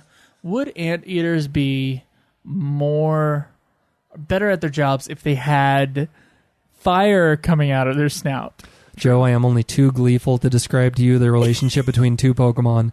There's a Pokemon Magmortar that is essentially just an anteater that's a fire-type Pokemon, and then there's a Pokemon called Durant that's a steel-type Pokemon, and it's just an ant. So the relationship between those two Pokemon in the Pokemon world is that they battle, and of course Durant, being a steel type, is weak to fire. To take it into the real world, Joe, yes, a anteater would be much more effective. He could just scorch an entire ant colony with flames. It's cooked for him, you know? Yeah, just douse especially if it was like napalm that he could spew. Yeah. Yeah, I don't know. Speaking of, I downloaded the Anarchist Cookbook last week, true, and started looking around. I think I've heard of it, but... oh, you've never... I think I've only heard of it. Inform me, Joe, as we watch Zone Fighter beat up on a mechanical aardvark. It's a book a dude wrote that had like instructions for homemade bombs and for drugs. Joe, are you now on a watch list? Instructions on how to make LSD and stuff like that. Okay, and it was called why The Anarchist. Are you reading this? It was called The Anarchist Cookbook. I don't know. I was just interested in it. I'm not actually interested in doing any of those things. And you're putting this on a podcast. But it's like one of those things. He was like, the ultimate in free speech. I'm going to make... I think it's banned in some places, but... Joe, you're going to be taken into a room the next time you try to fly. The next time you try to fly. It's a book that is legitimately still in print. You can just buy it on Amazon. Well, anyway. all I know... And I've actually done several reports on the Oklahoma bombing just throughout But there is a years. napalm. There is a napalm, real quick. Yeah. There is a napalm recipe, and there are people on YouTube that are like, we got this from the Anarchist Cookbook, and they're like using a squirt gun, and they have napalm coming out of it. And it's just on fire. It's super dangerous and terrible. But I was going to say, it sounds highly dangerous. Anyway, there's also like a week after I looked up, I found out what the Anarchist Cookbook was. I actually saw that there's a documentary on Netflix right now called The Anarchist something. It's about the dude who wrote it, and he's all like, I shouldn't have wrote it. Oh, wow. Yada, yada. So mournful after the fact. Somewhat, yeah. Regretful, but the filmmaker really bugs me because he asks a bunch of leading questions to get, really put him in a corner. Yeah, put him in a corner, and I was like, what are you doing, how dude? he wanted them to be. That's too bad. And the guy says that like he'd been found out, he was a teacher. He'd been found out by parents that he made the Anarchist Cookbook, and he'd been like fired and had to move away from jobs and like a whole I bunch hope of no stuff. Crazy people listen to this podcast get inspired. But if you're a fan of Godzilla and you're listening with us and you hear about Anarchist the Columbine shootings. Yeah, again, a long time ago. I don't actually know when did Columbine happen? 99, I think. Okay, so Oklahoma bombing predates that because that was 95. I know the exact date because my sister was born April 19th, 1995. Okay. That was when the Oklahoma bombing was extremely tragic. I believe that the Anarchist Cookbook was also used in that, if I remember correctly from the I don't know if it's that old. Well, all I'm saying is due to the Oklahoma bombing being such a tragic incident, after that, a lot of the things that, I can't remember the guy's name who perpetrated that horrendous, horrible act of terrorism, but a lot of the things he used in order to create the truck bomb that he parked in front of the building that he blew the whole entire front face out of, killing many people, was like a privately, publicly available materials that farmers would use for like fertilizer and stuff. So a lot of it is now not anything but commercially available. So that's why I feel a little bit safer, talking about something like an anarchist cookbook, where a lot of that stuff that back in 95 you could just pick up at like Home Depot or wherever and make this kind of stuff not as widely available to people now. All that information is available. Drew, still is out here's there. The barrier Still to is entry. available, but here's not the barrier as to easy entry. to Not get. being crazy. There you go. There's your justification for our right For to free bear arms and information, everything, and free information. And Yeah, you gotta not be a person who wants to kill people, and It's not you'll be okay. It's not the with that gun, and it's information. not the concoctions you make from the anarchist cookbook that kill people. I did it's read. the person I read that kills people. I read how to make make that LSD, clear. and you know what I did at that point? You made LSD? I didn't make LSD. Come on, Joe. I was just like, oh, okay. I guess that's how they make it. Hey, Joe. YOLO. Oh my god. We're going to sign off here shortly because Joe's going to kill me. But I kill you. Not yet. well, you're already looking up anarchist cookbook, so you probably have some sort of poison. All right, Zone There Fighter. probably is poison in it. I didn't look at that. I didn't read it all, obviously, but Some sort of just like kind of flipped around. it's not nightshade. What is it that they use in like Shakespearean? There's Megadeth's song on that. Go ahead. Something highly plausible to kill people without leaving a trace. Dun dun dun. I think we're to the final few episodes of Zone Fighter. Oh my god, please. It's It's a What- Monster what do of the you Week talk show. about? Yeah. It's a Monster of the Week show, so it's... and if there weren't, I had to say this is probably going to end up being in our end of the series discussion as well. But if there weren't so many TV series like this, it would be more unique and more recommendable. But there are so many series like it that have been done better. So yeah, it was part of a movement. a movement on television that's obviously... Like, we see this kind of format. They had it before this, and now they definitely have it after nowadays. it has continued. Probably fun for kids to watch, and for someone like you who enjoys that kind of hokey stuff. It's one of those things that adults will just roll their eyes at and read their anarchist cookbook. Adults with their free like Joe. with their free speech intact. You got Drew. two very black and white contrasting hosts here. I'm not going to say who's yin and who's yang, who's black and who's white, but one of us is an adult man-child, loves Power Rangers, loves Sentai type things. Dude, I'm posting a Godzilla podcast. I love you, Joe. Do I not love this to some degree? Oh, to a great degree, Joe. Just let me make fun of it too. It's fine. It's fine. Joe, it hurts me. No, I'm joking. You can make fun of it all you want. I love you. I appreciate it. I think I've said I love you like 8 times this podcast. Every time I say something that irks you, everywhere you say, I look around. Well, because Joe, otherwise feelings could be hurt, which there's nothing more tragic. Feelings could be hurt. Drew, I don't have any feelings. You know what I found out today? Reasons Joe does not have a girlfriend. Go on. I'm only slightly narcissistic. That's what I found out today. All right, let's end the podcast with reasons why Joe is only slightly narcissistic. No, look, I was on Twitter, and I follow the Adam and Dr. Drew show, and I follow the Adam Carolla pod. They're my favorite podcasts, just because I think Adam Carolla is hilarious. Dr. Drew is informative and interesting, and the episode has ended. I listened to both their shows. I got a. We're outroing you with Joe. Yeah, I got a thing saying from Adam Carolla's show. It's like, hey, take Dr. Drew's test, call in on the show.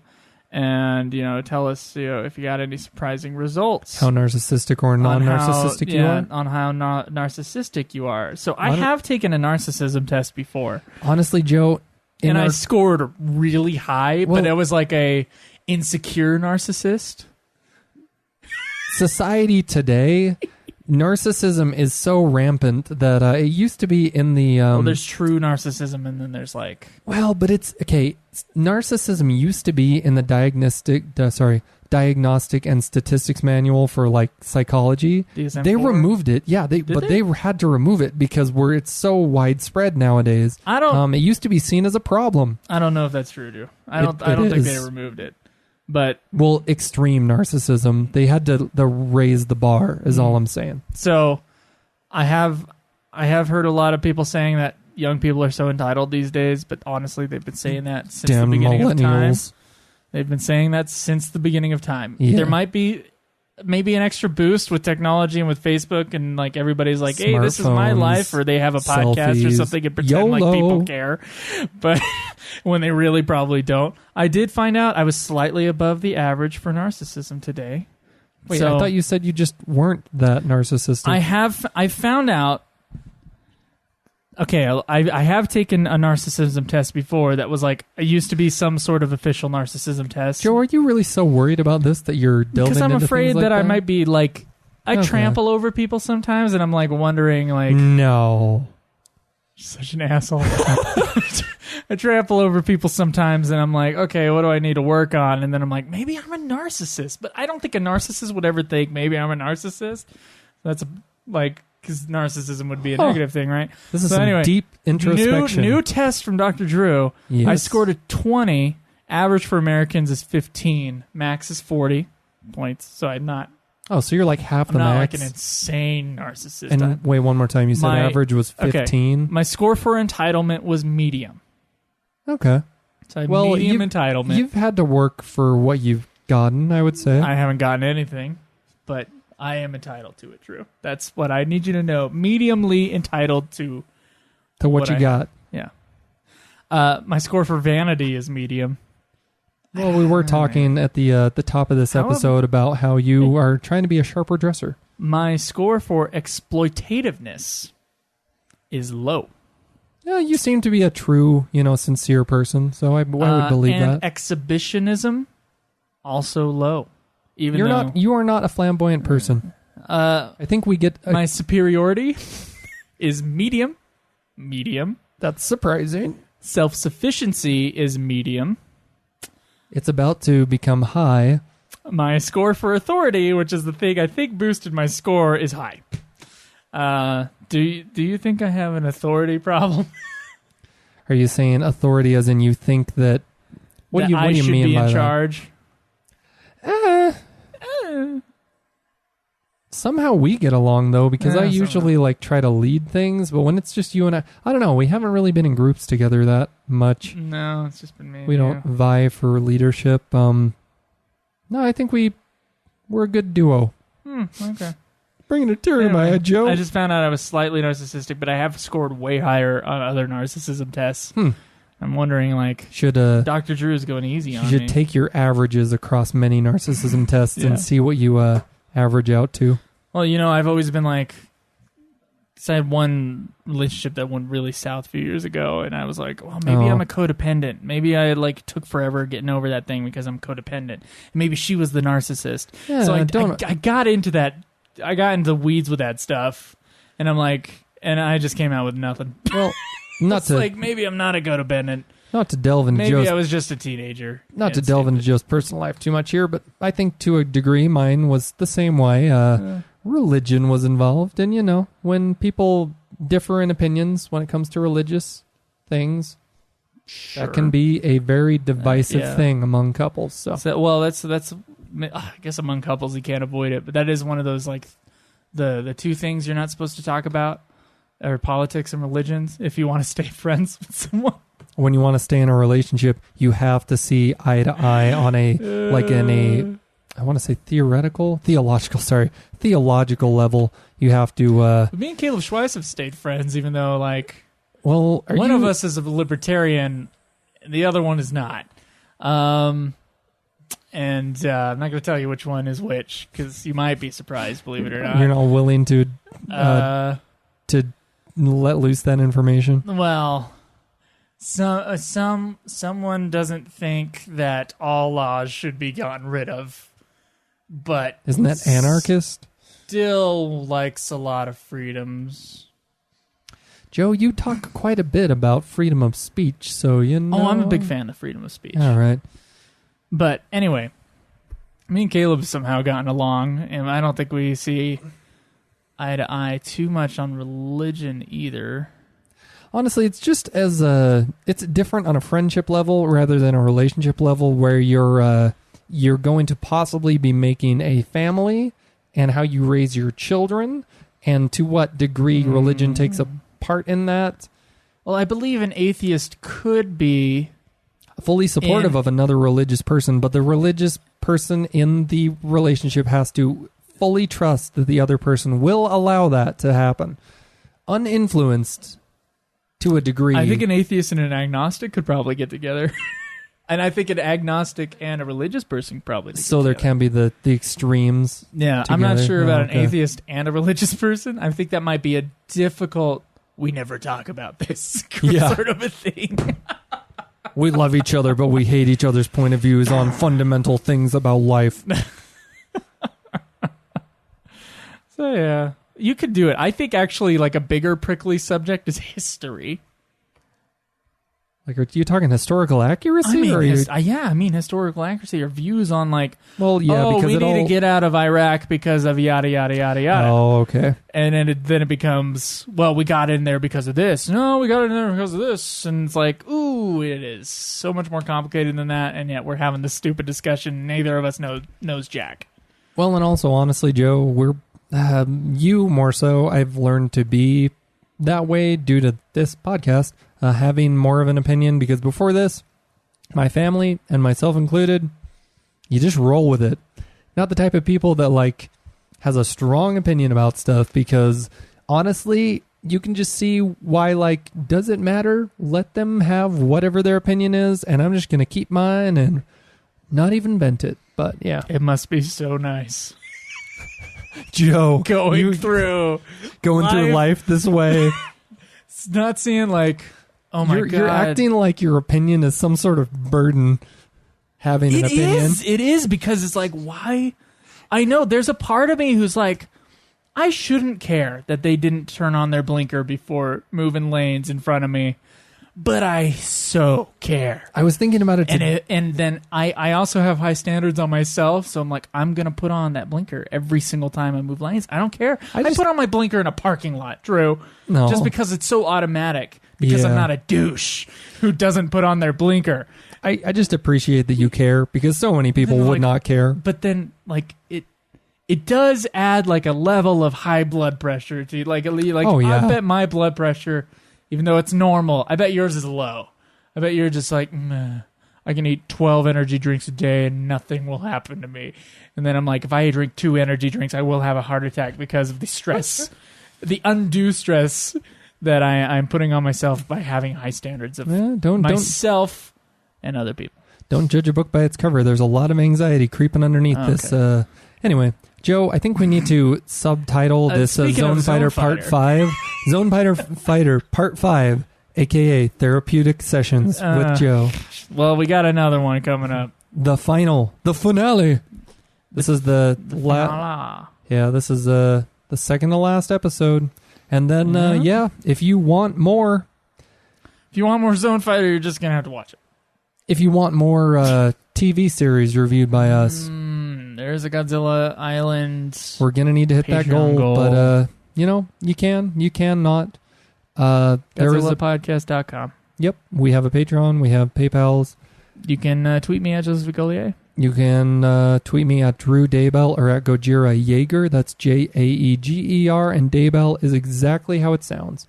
Golier, you're just going to have to look in the episode description. Have fun. It's going to be a little while, possibly a week, max 2 weeks before we get the Mysterians out, and a reminder to the Patreon. Is Mysterians the next movie? Yes. We are sure. Yes. Okay. And a reminder to our Patreon donors, we skipped last month, so we're going to be giving away 2 DVDs. We haven't determined what they are yet, but...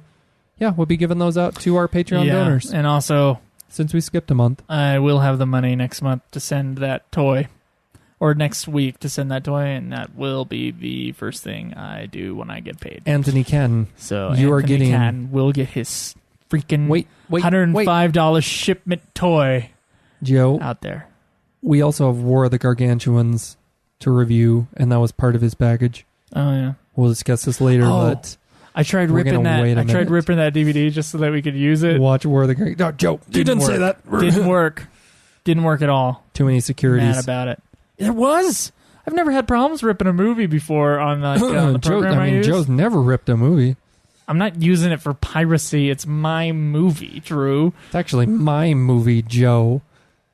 Oh yeah, I think but now it's Anthony Canton's. It is Anthony. We Katz. would have destroyed it post. Anthony, you are in Great post-use. Britain, though, right?